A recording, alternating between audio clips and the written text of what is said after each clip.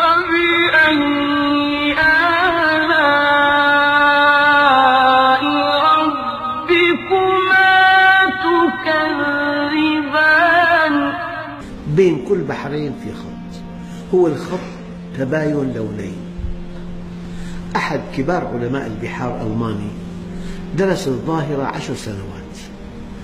مرة جاء بكمية كبيرة من قصاصات الورق وضعها بباب المندب، لم تنتقل إلى البحر العربي إطلاقا، كأنه في جدار. صور عند هذا اللقاء من قاع البحر أن كل بحر له مكونات، له ملوحة، له كثافة، له درجة حرارة، كل خصائص البحار تتميز بها، ولا يمكن أن تنتقل مياه بحر إلى بحر آخر.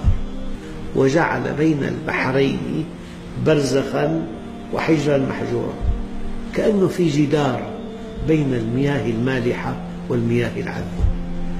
هذه مقالة من موقع ألاسكا، موقع علمي. انظر، يقولون البحرين يلتقيان ميت. تمام. البحر الذي على اليمين هو بحر شديد الملوحة، على اليسار بحر قليل الملوحة، وفي الوسط البرزخ. سبحان الله. والمنطقة التي التقطت فيها هذه الصورة في خليج ألاسكا.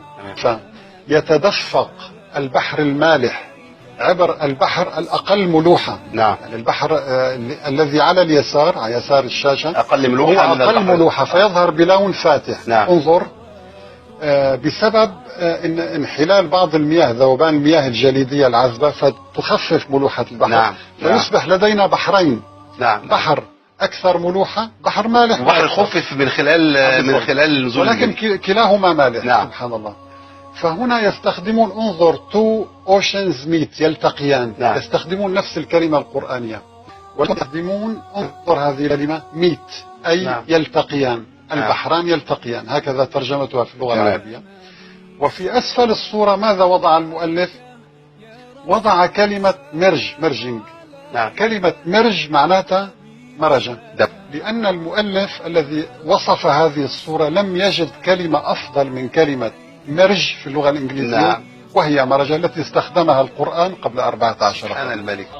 وهو الذي مرج البحرين هذا عذب فرات وهذا ملح أجاج وجعل بينهما برزخا وحجرا محجورا.